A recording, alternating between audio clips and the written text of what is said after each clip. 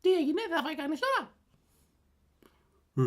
Εντάξει ρε μπλάκα, αμάν, τι με βαράς ρε, τι με βαράς, τόσο πολύ πεινάς.